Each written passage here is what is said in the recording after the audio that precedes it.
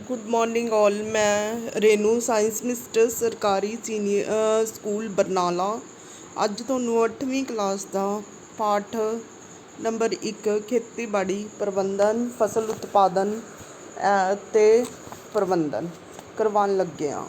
ठीक है, चलो। पहला मनुख बहुत समय तो पहला 10,000 साल पहला ਜਿਹੜਾ ਸੀਗਾ ਆਦੀਵਾਸੀ ਸੀਗਾ मतलब ਨੋਮੈਂਟਿਕ ਦਾ ਮੀਨਸ ਹੁੰਦਾ ਹੈ ਕਿ ਐਵੇਂ ਘੁੰਮਣ ਵਾਲਾ।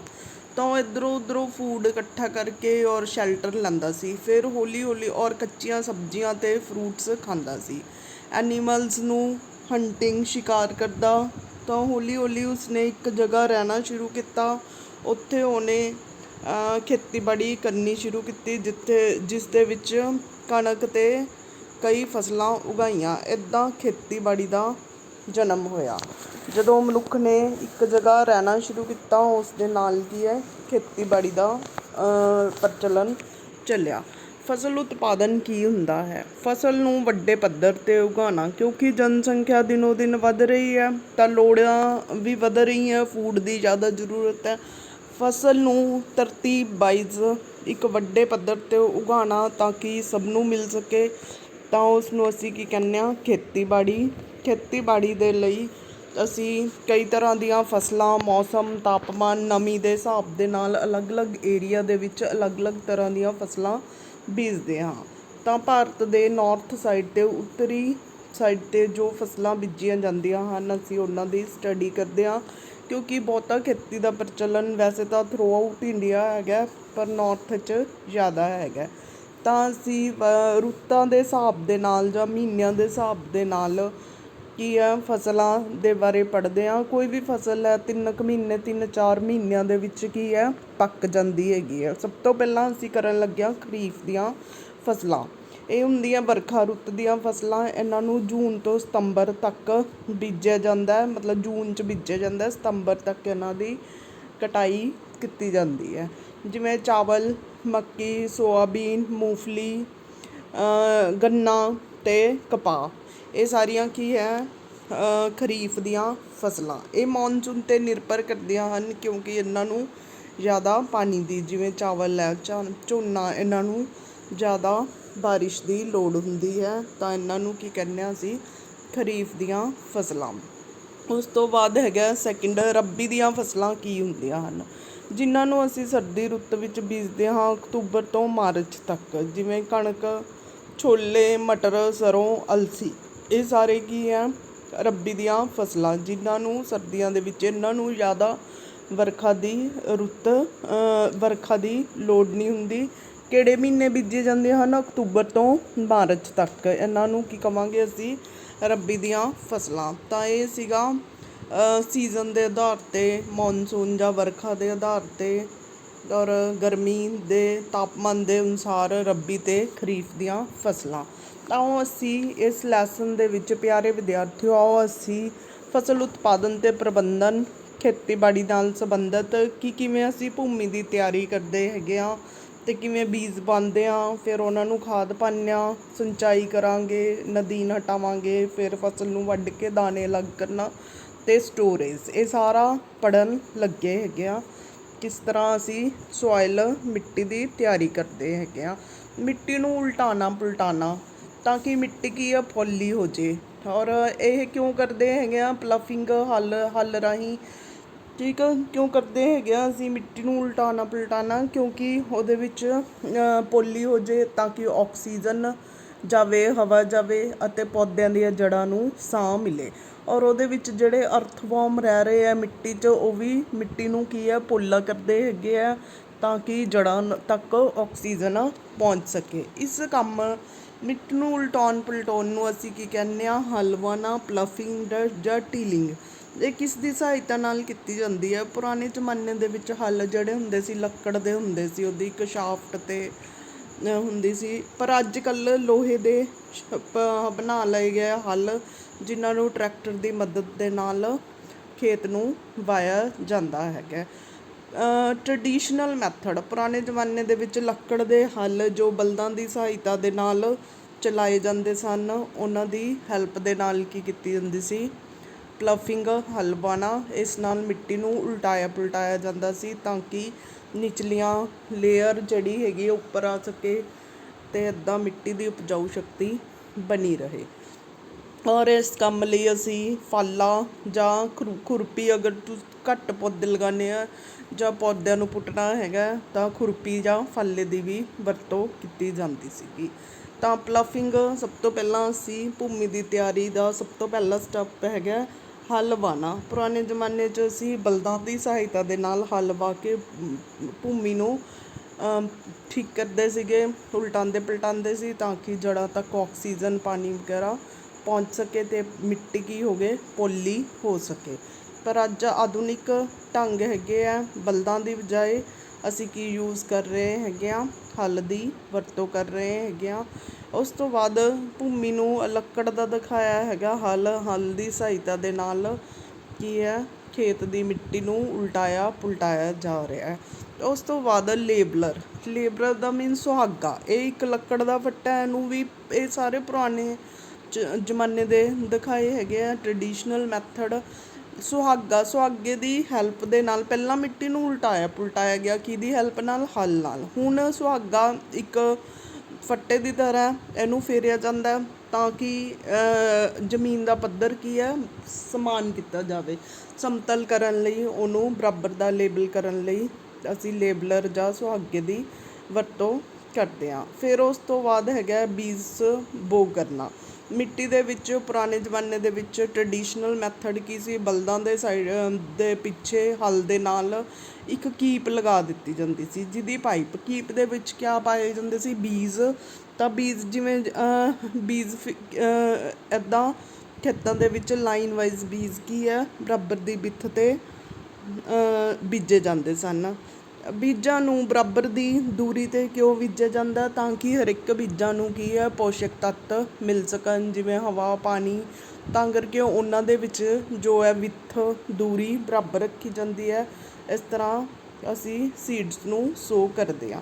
ਜਿਵੇਂ ਇਸ ਵੀਡੀਓ 'ਚ ਦਿਖਾਇਆ ਹੈਗਾ, ਤੁਸੀਂ ਇੱਕ ਪੌਦਾ ਲਗਾ ਰਹੇ ਹੋ ਤਾਂ ਮਿੱਟੀ ਨੂੰ ਪਹਿਲਾਂ ਪੋਲਾ ਕਰੋਗੇ, ਪਾਣੀ ਦਿਓਗੇ ਅਤੇ ਉਹਦੇ ਵਿੱਚ ਇੱਕ ਪਲਾਂਟ ਜਾਂ ਸੀਡ ਗਰੋ ਕਰਾ ਸਕਦੇ ਹੋ। ਤਾਂ ਇਹਨੂੰ ਕੀ ਕਹਿੰਦੇ ਹੈਗੇ ਆ, ਸੋਇੰਗ ਸੀਡਸ ਇਨ ਦੀ ਫੀਲਡ। ਇਸ ਤੋਂ ਬਾਅਦ ਹੈ ਔਰ ਹੋਰ ਇਹਦੇ ਨਾਲ ਡਰਿਲ ਮੈਥਡ ਵੀ ਯੂਜ਼ ਕੀਤਾ ਜਾਂਦਾ। ਡਰਿਲਿੰਗ ਦੇ ਨਾਲ ਵੀ ਇੱਕ ਮਸ਼ੀਨ ਇਹਦੇ ਟਰੈਕਟਰ ਦੇ ਵਿੱਚ ਪਾ ਕੇ, ਪਿੱਛੇ ਇੱਕ ਹੈਗੀ ਆ ਡਰਿਲ ਮਸ਼ੀਨ, ਉਹਦੇ ਵਿੱਚ ਪਾ ਕੇ ਅਸੀਂ ਦਾਣਿਆਂ ਨੂੰ ਪਾ ਕੇ ਟਰੈਕਟਰ ਦੀ ਸਹਾਇਤਾ ਨਾਲ ਬੀਜਾਂ ਨੂੰ ਬੀਜਦੇ ਹਾਂ ਤਾਂ ਕਿ ਬੀਜ ਬਰਾਬਰ ਦੀ ਦੂਰੀ 'ਤੇ ਜਾ ਕੇ, ਆਹ ਦੇਖੋ ਲਾਈਨਾਂ ਬਣ ਰਹੀਆਂ ਹੈਗੀਆਂ, ਲਾਈਨ ਵਾਈਜ਼ ਥੋੜ੍ਹੀ ਦੂਰੀ 'ਤੇ ਬੀਜਾਂ ਨੂੰ ਬੀਜਿਆ ਜਾਂਦਾ ਹੈਗਾ। ਇਹ ਇੱਕ ਬਰਾਬਰ ਦੀ ਦੂਰੀ 'ਤੇ ਜਾਣਗੇ ਤਾਂ ਕਿ ਬੀਜਾਂ ਨੂੰ ਪੋਸ਼ਕ ਤੱਤ, ਹਵਾ ਪਾਣੀ, ਭੋਜਨ ਸਾਰਾ ਕੁਛ ਮਿਲ ਸਕੇ। ਠੀਕ ਆ। ਔਰ ਅਸੀਂ ਇਸ ਤੋਂ ਬਾਅਦ ਕੀ ਕਰਦੇ ਹਾਂ, ਖਾਦਾਂ ਪਾਉਂਦੇ ਹੈਗੇ ਆ। ਨਾਈਟ੍ਰੋਜਨ, ਯੂਰੀਆ ਖਾਦ, ਇਹ ਰਸਾਇਣਿਕ ਖਾਦਾਂ ਫੈਕਟਰੀਆਂ 'ਚ ਤਿਆਰ ਕੀਤੀਆਂ ਜਾਂਦੀਆਂ ਹਨ। ਇਹਨਾਂ ਨੂੰ ਪਾਉਣ ਲਈ ਪਾਣੀ ਦੀ ਜ਼ਿਆਦਾ ਜ਼ਰੂਰਤ ਹੁੰਦੀ ਹੈ ਔਰ ਇਹ ਨਾਈਟ੍ਰੋਜਨ, ਫੋਸਫੋਰਸ, ਪੋਟਾਸ਼ੀਅਮ ਭਰਪੂਰ ਹੁੰਦੇ ਹਨ। ਯੂਰੀਆ ਖਾਦ ਜਾ ਕੇ ਜ਼ਮੀਨ 'ਚ ਅਮੋਨੀਆ ਹੁੰਦੀ ਹੈ, ਵਾਯੂਮੰਡਲੀ ਆਕਸੀਜਨ ਨਾਲ ਰਿਐਕਟ ਕਰਕੇ ਨਾਈਟ੍ਰੇਟ 'ਚ ਤਬਦੀਲ ਹੋ ਜਾਏਗੀ, ਜਿਨ੍ਹਾਂ ਨੂੰ ਫਲੀਦਾਰ ਪੌਦੇ ਕੀ ਆ ਅਬਜ਼ੋਰਬ ਕਰ ਲੈਂਦੇ ਹੈਗੇ ਆ। ਕੋਈ ਵੀ ਪਲਾਂਟਸ ਫਲੀਦਾਰ ਪੌਦਿਆਂ ਦੀਆਂ ਜੜ ਗੰਢਾਂ ਦੇ ਵਿੱਚ ਰਾਈਜ਼ੋਬੀਅਮ ਬੈਕਟੀਰੀਆ ਰਹਿੰਦਾ, ਉਹ ਵਾਯੂਮੰਡਲੀ ਨਾਈਟ੍ਰੋਜਨ ਨੂੰ ਨਾਈਟ੍ਰੇਟਸ 'ਚ ਬਦਲ ਦਿੰਦਾ। ਇੱਦਾਂ ਕੁਦਰਤੀ ਤੌਰ 'ਤੇ ਵੀ ਨਾਈਟ੍ਰੋਜਨ ਫਲੀਦਾਰ ਪੌਦਿਆਂ ਦੀਆਂ ਜੜ ਗੰਢਾਂ ਦੇ ਵਿੱਚ ਪਹੁੰਚ ਜਾਂਦੀ ਆ। ਔਰ ਤੁਸੀਂ ਖਾਦਾਂ ਪਾ ਸਕਦੇ ਹੋ ਜਿਵੇਂ ਯੂਰੀਆ, ਅਮੋਨੀਆ, ਸੁਪਰ ਫੋਸਫੇਟ, ਸਲਫੇਟਸ। ਇਹ ਦਿਖਾਇਆ ਹੈਗਾ ਕਿ ਖੇਤਾਂ ਦੇ ਵਿੱਚ ਅਸੀਂ ਖਾਦਾਂ ਕਿਵੇਂ ਪਾਉਂਦੇ ਹੈਗੇ ਆ। ਜਾਂ ਤਾਂ ਹੱਥ ਦੇ ਨਾਲ ਰੇਹ ਪਾ ਸਕਦੇ ਹੈਗੇ ਹੋ ਖਾਦ ਠੀਕ ਹੈ, ਜਾਂ ਅਸੀਂ ਕਿਸੇ ਹੋਰ ਮੈਥਡ ਰਾਹੀਂ ਪਾ ਸਕਦੇ ਹੈਗੇ ਆ। ਇਹ ਖਾਦਾਂ ਜਿਹੜੀਆਂ ਹੈਗੀਆਂ ਨਾਈਟ੍ਰੋਜਨ ਭਰਪੂਰ ਹੁੰਦੀਆਂ ਹਨ, ਕਿਉਂਕਿ ਪੋਸ਼ਕ ਤੱਤਾਂ ਦੀ ਪੌਦਿਆਂ ਨੂੰ ਵੀ ਲੋੜ ਹੁੰਦੀ ਹੈ। ਜਿਵੇਂ ਨਾਈਟ੍ਰੋਜਨ ਹੈ, ਇਹ ਪੱਤਿਆਂ ਦੇ ਹਰੇ ਰੱਖਣ ਲਈ ਜ਼ਰੂਰੀ ਹੈ। ਫੋਸਫੋਰਸ ਦੇ ਨਾਲ ਜੜ੍ਹਾਂ ਮਜ਼ਬੂਤ ਹੁੰਦੀਆਂ ਹਨ। ਪੋਟਾਸ਼ੀਅਮ ਦੇ ਨਾਲ ਪੌਦਿਆਂ ਦੀ ਕੀ ਹੈ ਹੈਲਦੀ ਗਰੋਥ ਹੋਏਗੀ। ਇਸ ਤੋਂ ਬਿਨਾਂ ਤੁਸੀਂ ਕੰਪੋਜ਼ਿਟ ਖਾਦਾਂ ਵੀ ਬਣਾ ਸਕਦੇ ਹੋ, ਜਿਵੇਂ ਵਾਧੂ ਦਾ ਬਚਿਆ ਹੋਇਆ ਪੇਪਰ ਜਾਂ ਤੁਹਾਡੀ ਖੇਤੀਬਾੜੀ ਦੀ ਰਹਿੰਦ ਖੂੰਹਦ, ਸਬਜ਼ੀਆਂ ਦੇ ਛਿਲਕੇ ਵਗੈਰਾ, ਇਹਨਾਂ ਨੂੰ ਤੁਸੀਂ ਇੱਕ ਖੱਡੇ ਦੇ ਵਿੱਚ ਪੁੱਟ ਕੇ ਉਹਦੇ ਵਿੱਚ ਲੈਂਡ ਫਿਲ ਕਰਕੇ ਉੱਪਰੋਂ ਦੀ ਮਿੱਟੀ ਨਾਲ ਢੱਕ ਦਾਂਗੇ। ਗੰਡੋਏ ਵਗੈਰਾ ਇਹਨਾਂ ਨੂੰ ਡੀਕੰਪੋਜ਼ ਕਰਨਗੇ। ਵਰਮੀ ਕੰਪੋਜ਼ਿਟਿੰਗ ਜਾਂ ਇਹਨੂੰ ਰੂੜੀ ਦੀ ਖਾਦ ਕਹਿੰਦੇ ਆ। ਇਸ ਦੇ ਵਿੱਚ ਮੱਲੜ ਔਰਗੈਨਿਕ ਖਾਦ ਕਵਾਂਗੇ। ਇਹਦੇ ਵਿੱਚ ਮੱਲੜ ਜ਼ਿਆਦਾ ਹੁੰਦੀ ਹੈ ਅਤੇ ਪਾਣੀ ਦੀ ਮਾਤਰਾ ਵੀ ਜ਼ਿਆਦਾ ਹੁੰਦੀ ਹੈ, ਠੀਕ ਹੈ। ਔਰ ਇਹ ਜ਼ਿਆਦਾ ਪੋਸ਼ਕ ਤੱਤਾਂ ਨਾਲ ਭਰਪੂਰ ਹੁੰਦੀ ਹੈਗੀ ਆ। ਪਹਿਲੇ ਜ਼ਮਾਨੇ 'ਚ ਔਰਗੈਨਿਕ ਖਾਦਾਂ ਦੀ ਹੀ ਵਰਤੋਂ ਕੀਤੀ ਜਾਂਦੀ ਸੀ, ਪਰ ਅੱਜ ਕੱਲ੍ਹ ਰਸਾਇਣਿਕ ਖਾਦਾਂ ਦੀ ਵਰਤੋਂ ਕੀਤੀ ਜਾਂਦੀ ਹੈ। ਉਸ ਤੋਂ ਬਾਅਦ ਖੇਤ ਦੀ ਕੀ ਕੀਤੀ ਜਾਂਦੀ ਹੈ? ਸਿੰਚਾਈ, ਇਰੀਗੇਸ਼ਨ। ਇਹ ਪੁਰਾਣੇ ਜ਼ਮਾਨੇ ਦੇ ਦਿਖਾਏ ਹੈਗੇ ਆ ਟਰਡੀਸ਼ਨਲ ਮੈਥਡ ਕਿ ਬਲਦਾਂ ਦੀ ਸਹਾਇਤਾ ਦੇ ਨਾਲ ਖੂਹ ਦੇ ਵਿੱਚੋਂ ਹਲਟ ਚਲਾ ਕੇ, ਠੀਕ ਹੈ, ਹਲਟ, ਢੇਕਲੀ ਜਾਂ ਘਿਰਨੀ, ਹਲਟ, ਢੇਕਲੀ, ਚੇਨ ਪੰਪ, ਇਹ ਸਾਰੇ ਮੈਥਡਸ ਸੀਗੇ, ਸਿੰਚਾਈ ਦੇ ਸਾਧਨ ਸੀਗੇ। ਜਿਵੇਂ ਖੂਹ, ਹਲਟ ਵਗੈਰਾ ਤੁਹਾਨੂੰ ਨਹੀਂ ਦਿਖਾਉਂਦੇ ਹੈਗੇ ਆ। ਖੂਹ ਦੀ ਹੈਲਪ ਨਾਲ, ਠੀਕ ਹੈ, ਖੂਹ ਬਾਲਟੀ ਨਾਲ ਪਾਣੀ ਕੱਢਿਆ ਜਾ ਰਿਹਾ, ਫਿਰ ਨਾਲੀਆਂ ਬਣਾ ਕੇ ਖੇਤਾਂ ਨੂੰ ਪਾਣੀ ਦਿੱਤਾ ਜਾ ਰਿਹਾ। This is the traditional method. ਔਰ ਹਲਟ ਕਿਵੇਂ ਚਲਾਇਆ ਜਾਂਦਾ ਹੈਗਾ? ਹਰਟ ਬੈਲ ਦੀ ਸਹਾਇਤਾ ਦੇ ਨਾਲ, ਠੀਕ ਹੈ, ਤੁਸੀਂ ਦੇਖ ਸਕਦੇ ਹੋ। ਤਾਂ ਉਹ ਚੱਕਰ ਦੇ ਨਾਲ ਕੀ ਹੈ, ਤੁਹਾਡੀਆਂ ਬਾਲਟੀਆਂ ਲੱਗੀਆਂ ਹੋਈਆਂ ਜਿਹਦੇ ਰਾਹੀਂ ਪਾਣੀ ਕੀ ਹੈ ਬਾਹਰ ਕੱਢਿਆ ਜਾਏਗਾ। ਤਾਂ ਇਸ ਤਰ੍ਹਾਂ ਅਸੀਂ ਹਲਟ ਚਲਾ ਕੇ ਪਾਣੀ ਪ੍ਰਾਪਤ ਕਰ ਸਕਦੇ ਹਾਂ। ਔਰ ਇਹ ਵੀ ਤੁਹਾਨੂੰ ਦਿਖਾ ਰਿਹਾ ਕਿ ਖੇਤਾਂ ਨੂੰ ਕਿਵੇਂ ਸਿੰਚਾਈ ਕੀਤੀ ਜਾਂਦੀ ਸੀਗੀ, ਠੀਕ ਹੈ। ਇਹਨੂੰ ਹਲਟ ਕਹਿੰਦੇ ਆ ਜਾਂ ਹਲਟ ਹੀ ਬੋਲਦੇ ਆ, ਰਹਟ, ਠੀਕ। ਇੱਦਾਂ ਅਸੀਂ ਖੇਤਾਂ ਦੀ ਕੀ ਹੈ ਸਿੰਚਾਈ ਦੇ ਸਾਧਨ ਹੈ। ਅੱਜ ਕੱਲ੍ਹ ਇੱਦਾਂ ਵੀ ਪੰਪ ਚੱਲੇ ਹੈਗੇ ਆ, ਹਿਊਮਨ ਪਾਵਰ ਦੇ ਨਾਲ ਇਹ ਚੱਲਦੇ ਹੈਗੇ ਆ। ਇਹ ਸਾਰੇ ਸਿੰਚਾਈ ਦੇ ਸਾਧਨ ਸੀ। ਔਰ ਸਭ ਤੋਂ ਵੱਡਾ ਸੋਮਾ ਸਿੰਚਾਈ ਦਾ ਨਹਿਰਾਂ ਦੀ ਹੈਲਪ ਨਾਲ ਤੁਸੀਂ ਕੀ ਹੈ ਸਿੰਚਾਈ ਕਰ ਸਕਦੇ ਹੈਗੇ ਹੋ ਖੇਤਾਂ ਦੀ। ਨਹਿਰਾਂ ਤੋਂ ਅੱਗੇ ਫਰਦਰ ਟ੍ਰਾਈਬਿਊਟਰੀਜ਼ ਬਣਾ ਕੇ ਵੰਡਿਆ ਹੋਇਆ। ਪਰ ਅੱਜ ਕੱਲ੍ਹ ਕੀ ਕੀਤਾ ਜਾਂਦਾ ਹੈਗਾ, ਇਹਦੀ ਬਜਾਏ ਸਪਰਿੰਕਲਰਸ ਲਗਾਏ ਜਾਂਦੇ ਹੈ ਤਾਂ ਕਿ ਸਾਰੇ ਪੌਦੇ ਦੇ ਸਾਰੇ ਭਾਗਾਂ ਨੂੰ ਪਾਣੀ ਮਿਲੇ। ਜਾਂ ਤੁਪਕਾ ਸਿੰਚਾਈ ਕੀਤੀ ਜਾਂਦੀ ਹੈਗੀ ਹੈ ਪਾਈਪਾਂ ਲਗਾ ਕੇ, ਤਾਂ ਇੱਦਾਂ ਪੌਦੇ ਦੀਆਂ ਜੜ੍ਹਾਂ ਵੀ ਮਜ਼ਬੂਤ ਰਹਿੰਦੀਆਂ, ਵਾਟਰ ਲੌਜਿੰਗ ਨਹੀਂ ਹੁੰਦੀ, ਪੌਦੇ ਦੇ ਹਰ ਭਾਗ ਨੂੰ ਪਾਣੀ ਮਿਲਦਾ। ਔਰ ਪਾਣੀ ਦੀ ਖਪਤ ਕਿੰਨੀ ਘੱਟ ਗਈ ਹੈ? 1/10 ਹਿੱਸਾ ਪਾਣੀ ਪਹਿਲਾਂ ਨਾਲੋਂ ਘੱਟ ਖਪਤ ਹੋ ਰਿਹਾ ਹੈਗਾ। ਇਹ ਸਾਰੇ ਸੀਗੇ ਟਰਡੀਸ਼ਨਲ ਮੈਥਡ ਸਿੰਚਾਈ ਦੇ ਸਾਧਨ। ਉਸ ਤੋਂ ਬਾਅਦ ਖੇਤਾਂ 'ਚੋਂ ਨਦੀਨ ਹਟਾਉਣਾ। ਨਦੀਨ ਕੀ ਹੁੰਦੇ ਆ? ਬੇਲੋੜੀ ਦੇ ਪੌਦੇ ਜਿਹੜੇ ਕਿ ਇਹ ਫਸਲ ਨਾਲ ਉੱਗ ਜਾਂਦੇ ਆ। ਇਹ ਕਿਉਂ ਨੁਕਸਾਨਦਾਇਕ ਹੈ? ਕਿਉਂਕਿ ਇਹ ਪੋਸ਼ਕ ਤੱਤ, ਪਾਣੀ, ਨਮੀ ਵਗੈਰਾ ਨੂੰ, ਭੋਜਨ ਨੂੰ, ਨਾਈਟ੍ਰੋਜਨ, ਫਾਸਫੋਰਸ, ਪੋਟਾਸ਼ੀਅਮ ਨੂੰ ਕੀ ਹੈ ਸੋਖਣ ਕਰਦੇ ਆ, ਤਾਂ ਪੌਦੇ ਦੀ ਝਾੜ ਘੱਟ ਜਾਂਦੀ ਹੈ, ਠੀਕ ਹੈ। ਤਾਂ ਉਹਨਾਂ ਨੂੰ ਕੀ ਕਵਾਂਗੇ? ਨਦੀਨ। ਨਦੀਨਾਂ ਨੂੰ ਕਿਵੇਂ ਹਟਾ ਸਕਦੇ ਹੋ? ਹੱਥ ਨਾਲ ਪੁੱਟ ਕੇ, ਜਾਂ ਕੀ ਹੈ ਖੁਰਪੀ ਵਗੈਰਾ ਦੇ ਨਾਲ ਪੁੱਟ ਸਕਦੇ ਹੋ, ਜਾਂ ਕਈ ਤਰ੍ਹਾਂ ਦੇ ਕੈਮੀਕਲ 2,4-D ਬਿਊਟਾਕਲੋਰ, ਨਿੰਮ ਦਾ ਐਕਸਟ੍ਰੈਕਟ, ਨਿੰਮ ਦੇ ਪੇੜ ਤੋਂ ਕੱਢਿਆ ਹੋਇਆ ਜੂਸ, ਤੰਬਾਕੂ ਦਾ ਐਕਸਟ੍ਰੈਕਟ, ਰੋਗਰ, ਸੀਮਾਜਾਈਨ, ਇਹ ਕੁਝ ਕੈਮੀਕਲਸ ਹੈ ਜਿਨ੍ਹਾਂ ਦੀ ਕੈਮੀਕਲ ਮੈਥਡ ਹੈ ਜਿਨ੍ਹਾਂ ਦੀ ਹੈਲਪ ਨਾਲ ਤੁਸੀਂ ਨਦੀਨਾਂ, ਬੇਲੋੜੀ ਦੇ ਪੌਦਿਆਂ ਨੂੰ ਹਟਾ ਸਕਦੇ ਹੋ। ਔਰ ਕਈ ਮੈਥਡਸ ਹੈਗੇ ਆ ਵੀਡਸ ਕੰਟਰੋਲ ਦੇ, ਕੈਮੀਕਲ ਸਪਰੇਅ ਕਰਕੇ ਫਿਜ਼ੀਕਲੀ ਤੁਸੀਂ ਹੱਥਾਂ ਨਾਲ ਪੁੱਟ ਸਕਦੇ ਹੋ, ਕਲਚਰਲ ਮੈਥਡ। ਔਰ ਬਾਇਓਲੋਜੀਕਲ, ਕਈ ਪੈਸਟ ਅਸੀਂ ਛੱਡ ਦਿੰਦੇ ਹਾਂ, ਉਹ ਕੀ ਹੈ ਵੀਡਸ ਨੂੰ ਖਾ ਜਾਣਗੇ, ਨਦੀਨਾਂ ਨੂੰ। ਤਾਂ ਇੱਦਾਂ ਅਸੀਂ ਇਹਨਾਂ ਨੂੰ ਕੰਟਰੋਲ ਕਰਦੇ ਹਾਂ, ਜਾਂ ਪੈਸਟੀਸਾਈਡ ਸਪਰੇਅ ਕਰਕੇ ਖੇਤ ਦੇ ਵਿੱਚ ਪੈਸਟੀਸਾਈਡਸ ਵਗੈਰਾ ਸਪਰੇਅ ਕਰਦੇ ਹਾਂ ਤਾਂ ਕਿ ਫਸਲਾਂ ਨੂੰ ਕੀੜੇ ਮਕੌੜਿਆਂ ਤੋਂ ਬਚਾਉਣ ਲਈ, ਠੀਕ ਹੈ। ਜਿਵੇਂ ਅਸੀਂ ਆਹ ਸਪਰੇਅ ਕਰ ਰਹੇ ਹੈਗੇ ਹਾਂ ਇੱਕ ਪੰਪ ਦੀ ਹੈਲਪ ਦੇ ਨਾਲ।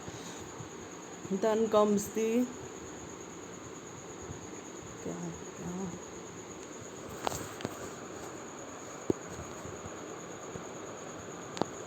ਪੰਪ ਦੀ ਹੈਲਪ ਦੇ ਨਾਲ ਅਸੀਂ ਕੀ ਕਰਦੇ ਹਾਂ? ਰੇ ਸਪਰੇਅ ਕਰਦੇ ਹੈਗੇ ਹਾਂ। ਸਮ ਪ੍ਰੋਬਲਮ ਅਕਰ, ਹਾਂਜੀ, ਪੰਪ ਦੀ ਹੈਲਪ ਦੇ ਨਾਲ ਅਸੀਂ ਸਪਰੇਅ ਕਰ ਸਕਦੇ ਹੈਗੇ ਹਾਂ।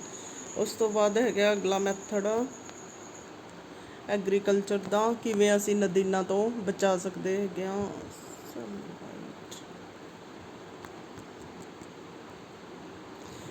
ਡਰੋਨ ਦੀ ਹੈਲਪ ਦੇ ਨਾਲ ਤੁਸੀਂ ਕੀ ਹੈ ਖੇਤਾਂ ਵਿੱਚ ਸਪਰੇਅ ਕਰ ਸਕਦੇ ਹੈਗੇ ਹੋ, ਇਸ ਤਰ੍ਹਾਂ ਜਿਵੇਂ ਦਿਖਾਇਆ ਹੈਗਾ, ਠੀਕ ਹੈ। ਜਾਂ ਤਾਂ ਮੈਨੂਅਲ ਸਪਰੇਅ ਕਰ ਸਕਦੇ ਹੋ ਢੋਲੀ ਅਤੇ ਪਾਈਪ ਦੀ ਹੈਲਪ ਨਾਲ, ਜਾਂ ਵੱਡੇ ਪੱਧਰ 'ਤੇ ਤੁਸੀਂ ਅੱਜ ਕੱਲ੍ਹ ਡਰੋਨ ਦੀ ਹੈਲਪ ਨਾਲ ਵੀ ਖੇਤਾਂ ਦੇ ਵਿੱਚ ਪੈਸਟੀਸਾਈਡ ਦਾ ਸਪਰੇਅ ਕੀਤਾ ਜਾਂਦਾ ਹੈਗਾ। ਉਸ ਤੋਂ ਅੱਗੇ ਹੈਗਾ ਉਦੋਂ ਬਾਅਦ ਫਸਲ ਦੀ ਕਟਾਈ ਕਿਵੇਂ ਕੀਤੀ ਜਾਂਦੀ ਹੈਗੀ ਆ? ਹਾਰਵੈਸਟਿੰਗ ਮਸ਼ੀਨ ਦੇ ਨਾਲ, ਕੰਬਾਈਨਸ ਦੀ ਹੈਲਪ ਦੇ ਨਾਲ ਅਸੀਂ ਖੇਤਾਂ